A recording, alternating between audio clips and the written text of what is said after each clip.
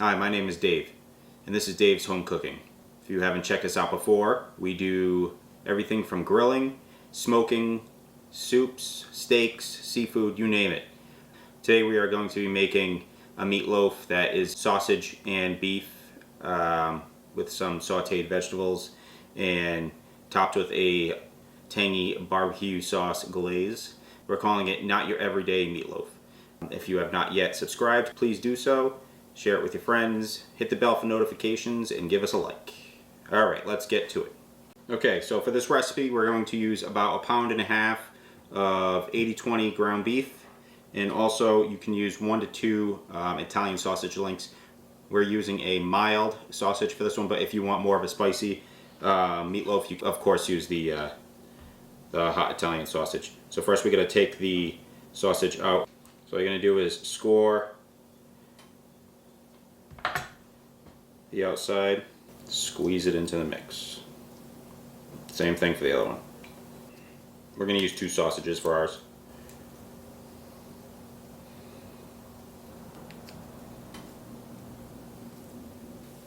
Alright, so you'll also need a half of an onion,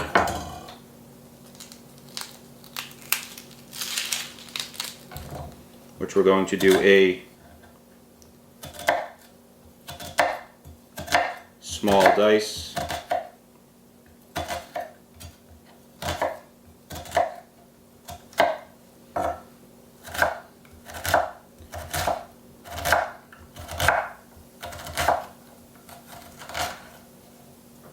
Need about 1/4 of one of these peppers. If you want to use a little more, that's fine. We'll cut a little more. Alright, save that for later. Same thing with the peppers. Just want a small dice.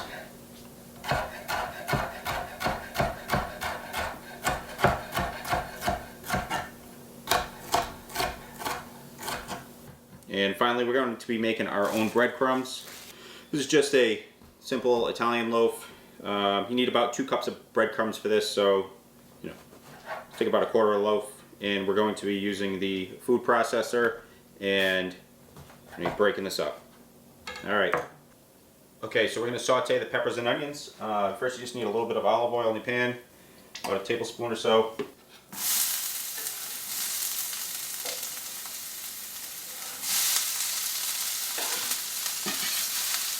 So we're just looking for a good color.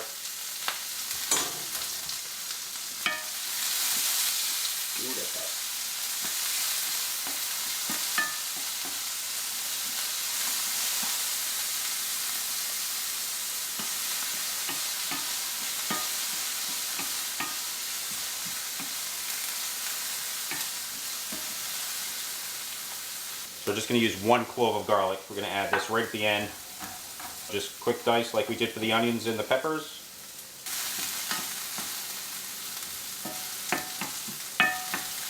Stir it up. And also don't forget to season with salt and pepper. Right when it's done, just toss the garlic in there.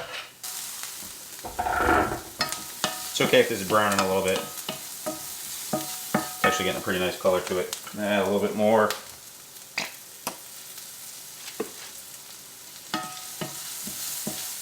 Of the oil.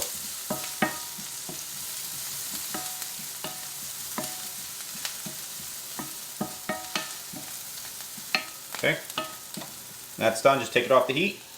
Let's finish the rest. So next we're going to be making the breadcrumbs. I just used an Italian loaf. I broke it up and put it in the blender. Remember, you need about 2 cups, 1.5 cups to 2 cups of the breadcrumbs. Okay, so just start off with a pulse to break it up.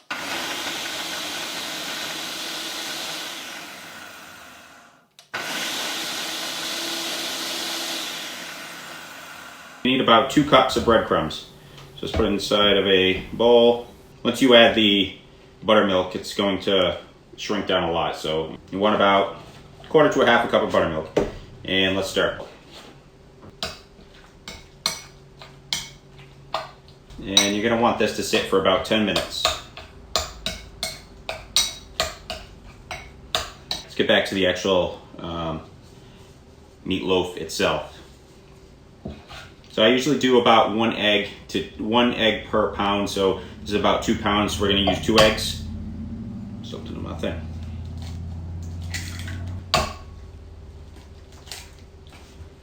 Do some salt and pepper.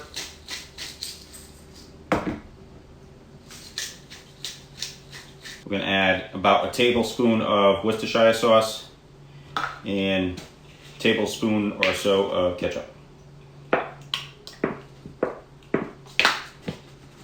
And whisk.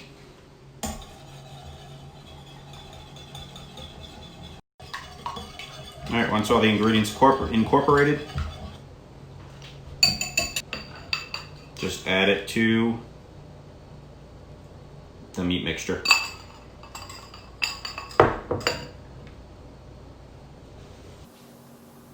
Alright, so after you add the eggs and the other ingredients to the meatloaf, now we're going to add the peppers and onions that we sauteed up.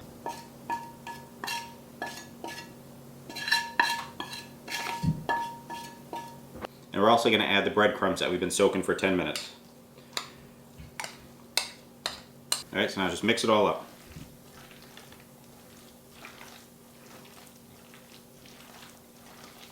You don't want to mix it too much, you're just trying to incorporate all the ingredients. If you mix it too much, then that's when you're going to start, making the meat tough. I think I need a bigger bowl.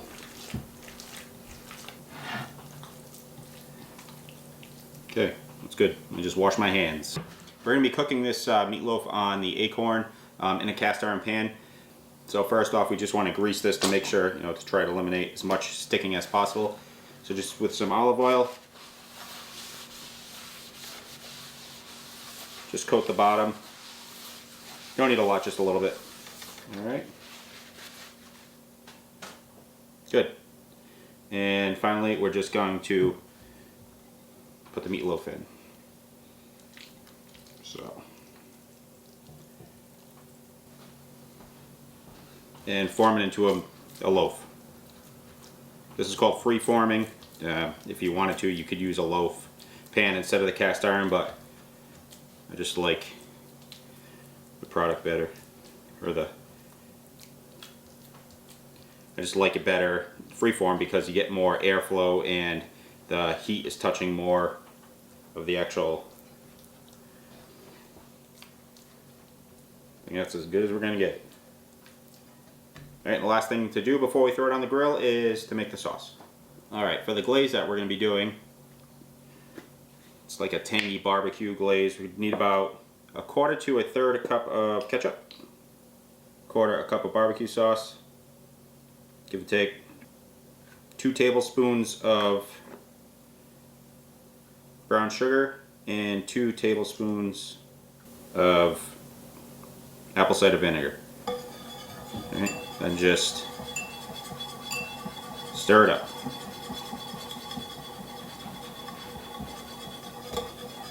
Once you're done stirring, just gonna spoonful some on top.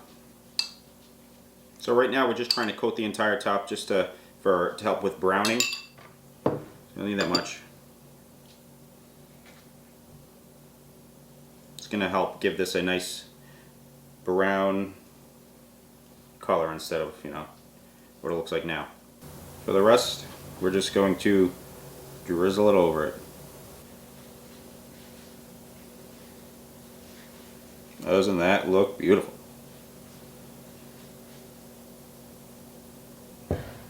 So we're all done glazing the meat. Now we're going to throw it on the grill. It's preheated to 350 to 400 degrees. We're going to be using a Kamado style grill with indirect heat, so it's more like baking it in the oven. If you don't have one of these types of grills, you can easily just bake in the oven, same temperatures. Or if you have a grill that can do indirect heat, you can also do it there. I just wouldn't use anything with direct heat. Okay, let's put it on the grill. Okay, so we have the grill heated up to 300, actually it's heated at 400 degrees right now. I'm using some cherry chips also to give it a little bit extra flavor. But just gonna throw it on. You're looking for, it's gonna take about 45 minutes to an hour to cook. You're looking for an internal temp of about 155 degrees. All right, see you soon. All right, so it's been cooking for about an hour. That's at 155 degrees, which is what we were looking for. It's time to take it out. Alright. Alright, so we're going to take this out and let it rest for 10 minutes before we cut into it. Let it raise up to the 160 degrees. So the meat is finally rested for 10 minutes. It's finally time to cut. Alright, let's check it out.